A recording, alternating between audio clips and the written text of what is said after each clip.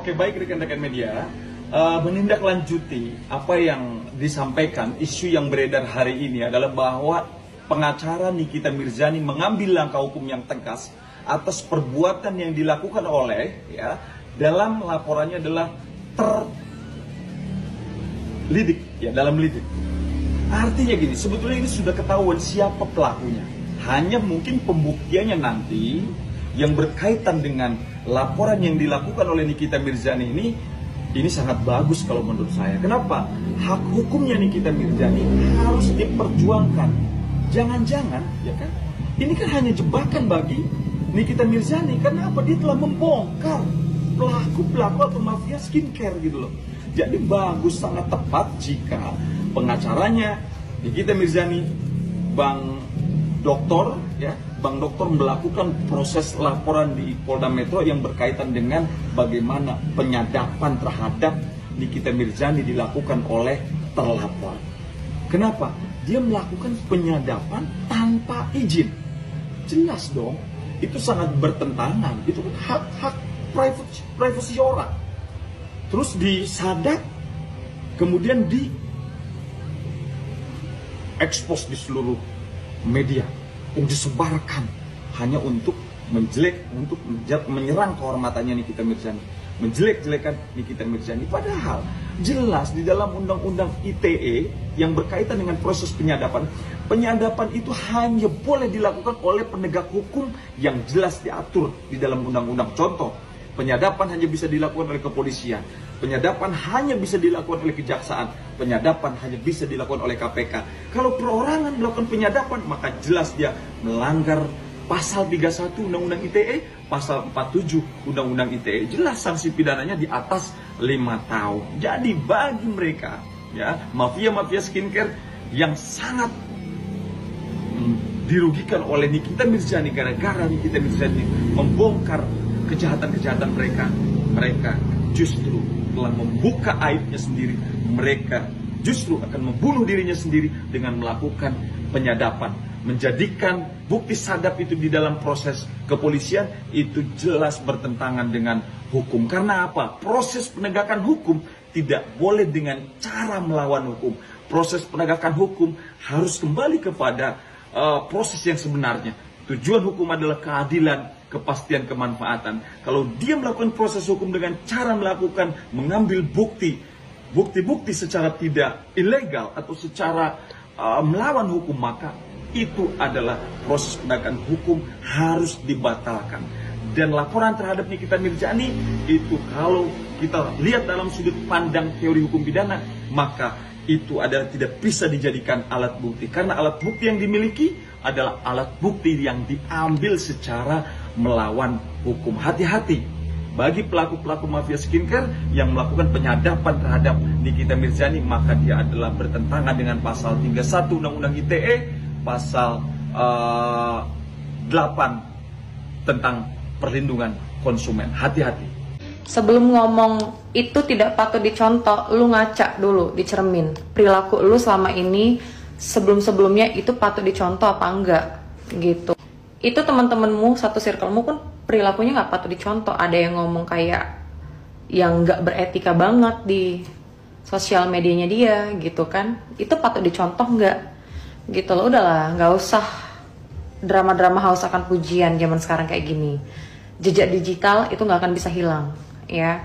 Kalau emang nih sekali lagi isi kontenmu ataupun lu tuh kan influencer ya, isi influencermu, kontenmu itu edukasi dari awal. Jejak digital. Ada aja memang gebrakan si Nikita Mirzani ini. Pasti si abu-abu silver lagi ketar-ketir ya. Itu postingan Nikita Mirzani melaporkan kau balik abu-abu silver. Aku yakin sih, abis ini tamat riwayat kau abu-abu silver. Gak usah tantrum ya abu-abu. Nikmir pelan-pelan kok menyeret kau. Akan tetap membawa kerana hukum nggak terhadap bacotan-bacotan dari netizen? Gue cuma mau nanya guys, oknum wartawan yang nanya soal buzzer yang diduga dari Nikita Mirzani, terus lagi nanya soal bacotan-bacotan netizen ke Reja Gladys sama suaminya tuh. Nah itu wartawan dari mana sih? Media mana? Kredibel kagak tuh? Serius deh ya, gaya nanyanya tuh kayak orang bukan wartawan gak sih? Tapi kayak netizen berkedok mikrofon. Apa jangan-jangan wartawan bodrek apa wartawan-wartawanannya? Apa dia kagak ngerti ya soal netralitas dalam jurnalistik? Apa mungkin kagak paham soal keberimbangan berita?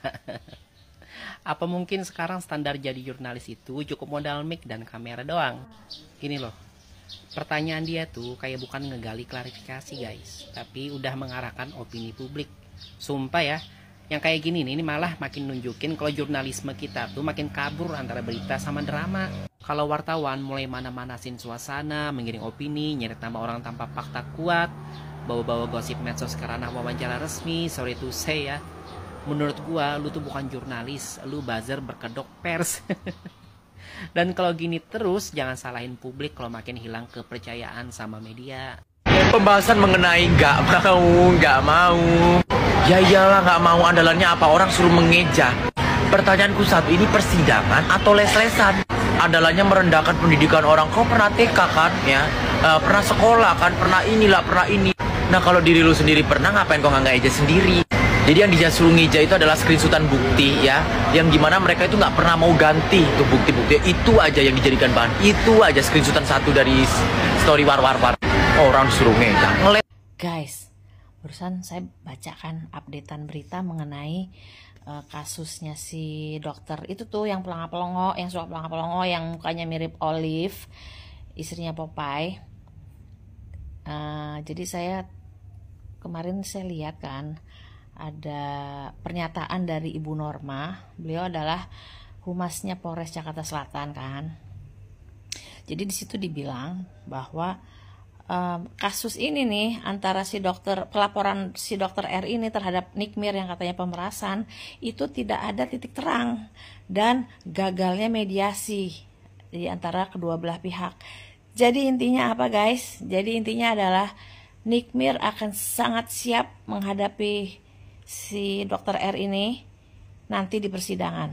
Kebayang gak sih seorang Nikmir ya yang berani dan tegas, yang melawan si para mafia skincare ini. Beliau nanti nih, si Nikmir ini nih akan berhadapan dengan dokter yang pelengak-pelengok ya. Ya kita doakan saja moga-moga dengan nanti adanya persidangan semua akan jelas, clear ya, dan Nikmir segera bebas karena apa yang dituduhkan kepada Nikmir tidak terbukti. Ya, kamu Olive, siap-siap kamu. Banyak makan bayam ya. Mau menghadapi Nikmir loh. Biar gak kurus, makan bayam yang banyak sana. Terkait video yang intens telah ditayangkan, itu ada seseorang bernama Sansabella, itu dia seorang selebgram yang mendiskreditkan nama Nikita Mirzani yang dikatakan itu akan masuk penjara. Ini adalah hal-hal tuduhan serius yang tidak pada tempatnya dan tidak ada haknya seorang yang bernama Sansabella atau selebgram ini itu mengungkapkan hal negatif terkait Nikita Mirzani. Itu bukan kapasitasnya. Jadi saya sebagai praktisi hukum, sebagai seorang advokat, menyarankan kalau memang Nikita Mirzani ingin mengambil langkah hukum terhadap orang ini, itu cukup memungkinkan dengan beberapa pasal, terutama Undang-Undang ITE. Karena jelas ini sudah disebarluaskan dan orang ini tidak berhak untuk menyebarluaskan apapun peristiwa hukum yang sedang dialami oleh seorang Nikita Mirzani. Itu saya, advokat Dr. Togas Tumorang, apabila dibutuhkan saya siap membantu Nikita Mirzani. Jadi sekali lagi, bagi siapapun masyarakat harus ataupun wajib hati-hati, jangan membuka aib seseorang di muka umum tanpa izin dari yang bersangkutan. Apalagi dibuka ke muka umum itu bukan atas dasar perintah undang-undang. Yang boleh melakukan itu adalah daripada institusi penegak hukum. Dan itu pun yang berhak membuat satu berita ataupun rilis hanya humas daripada institusi tersebut. Jadi terkait yang beredar ini, mohon segera bisa, jangan lancang mulutnya seenak-enaknya menyebut seseorang bernama Nikita Mirzani diambang masuk penjara. Itu nggak boleh, itu nggak baik. Itu aja, ini semacam edukasi, semoga bermanfaat dan kita wajib hati-hati. Sekali lagi, saya Advokat Dr. Togas Tumorang sangat menyayangkan dari adanya viral video seorang yang bernama Sansabella yang diduga seorang selebgram. Shalom, salam profesi advokat.